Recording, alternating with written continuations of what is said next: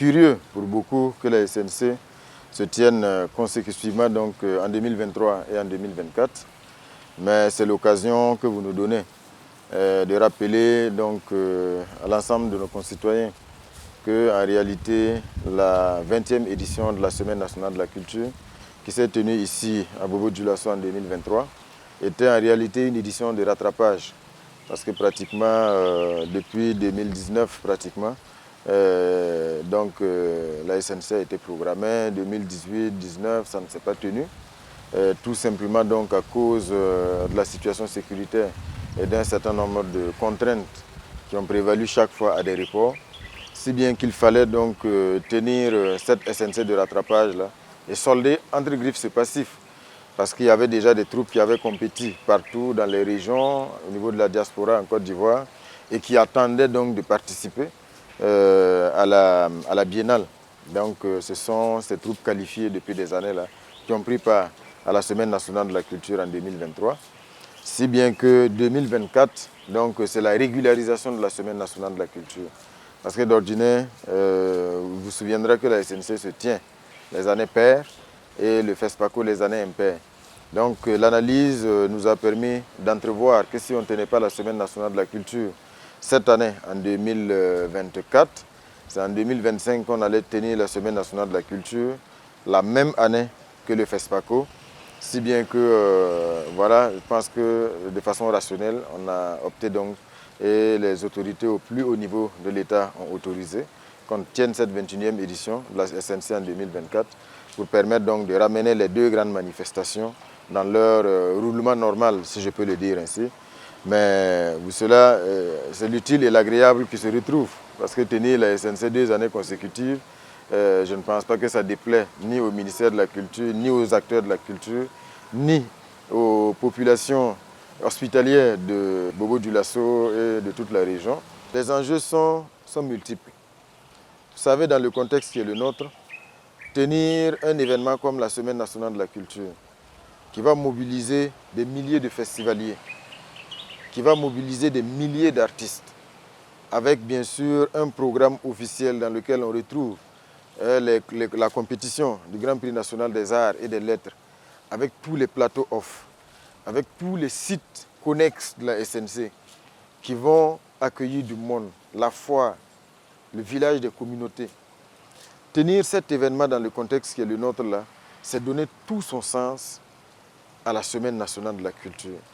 Parce que vous savez, ceux qui ont eu la vision, la bonne vision de mettre en place ce cadre de retrouvailles de la culture burkinabé dans toute sa diversité là, avaient vu en la Semaine nationale de la culture l'espace d'expression de la diversité et de l'unité du peuple burkinabé. Et c'est ce que nous voulons mettre en exergue ici à Bobo-Dioulasso pour montrer que le Burkina Faso est diversifié, mais le Burkina Faso est un, indivisible. Et que les Burkinabés de toutes les communautés sont ensemble, dans la fraternité, main dans la main. Il n'y a aucune division possible entre les communautés du Burkina Faso. C'est ce message-là qui est au cœur de la tenue de cette Semaine nationale de la culture, comme ça a été le cas pour les éditions précédentes.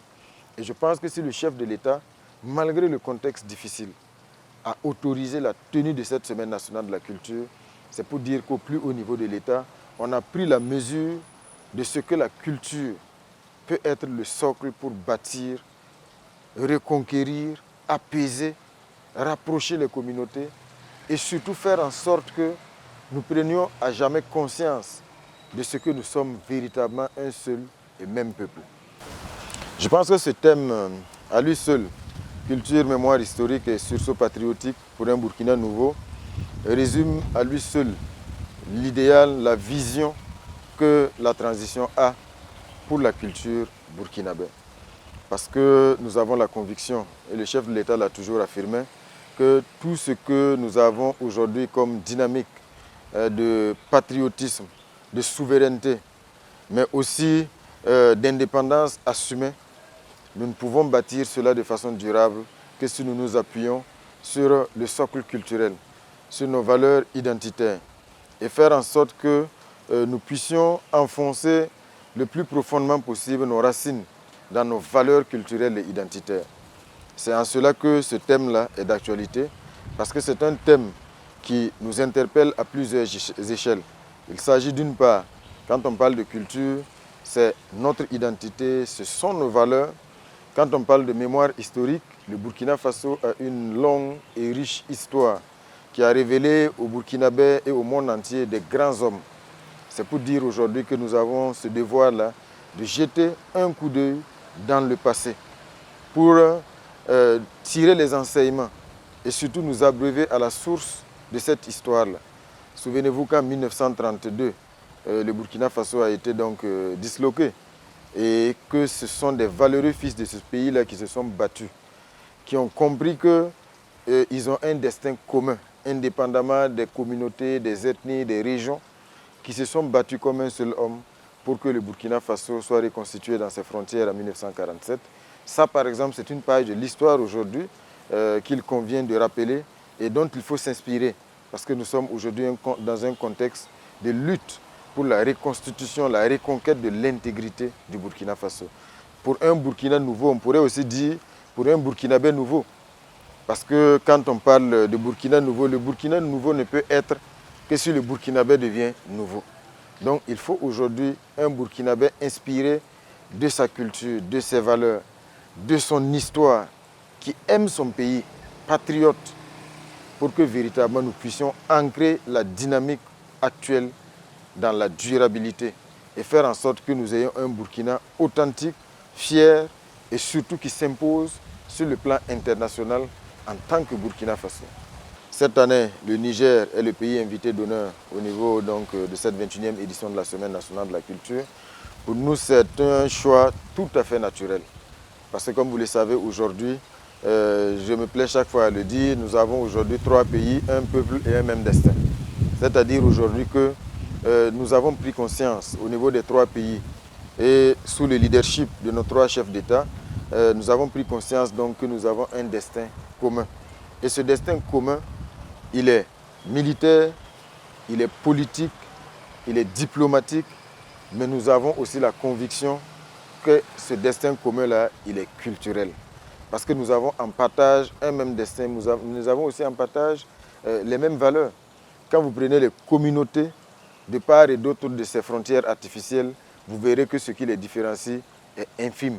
Parce que ce sont des communautés qui partagent les mêmes valeurs de solidarité, de paix, d'entente, de respect de l'aîné. Donc c'est pour dire que le choix du Niger, c'est vraiment un choix naturel. Et nous sommes reconnaissants aux autorités, aux plus hautes autorités de la République du Niger, qui ont accepté donc cette invitation à être pays invité d'honneur ici à Bobo-Dioulasso. Et c'est une forte délégation d'une 50aine de membres, conduite par le ministre de la Culture lui-même qui est ici à Bobo-Dioulasso.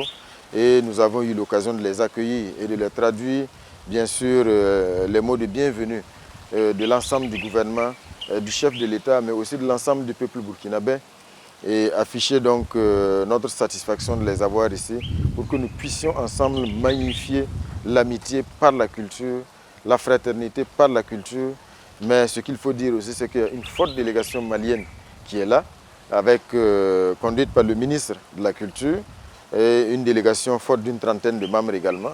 Donc c'est pour dire que c'est vraiment une tribune, cette 21e édition de la SNC, pour magnifier l'AES, magnifier cette solidarité entre les 3 pays, mais aussi cette solidarité avec l'ensemble des pays amis du Burkina Faso.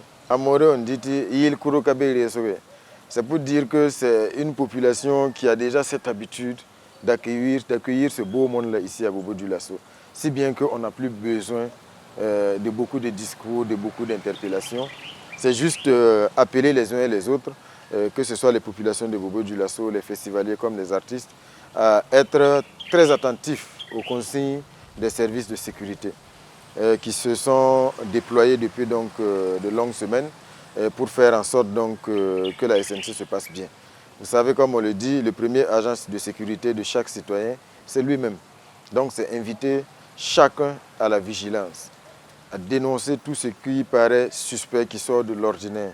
Et surtout à ne pas hésiter également à être acteur de la construction de cette sécurité autour de cette Semaine nationale de la culture. Et nous avons la conviction que tous ensemble, nous allons réussir une bonne Semaine nationale de la culture qui restera gravé dans l'histoire de la manifestation, mais aussi dans l'histoire du Burkina Faso tout simplement.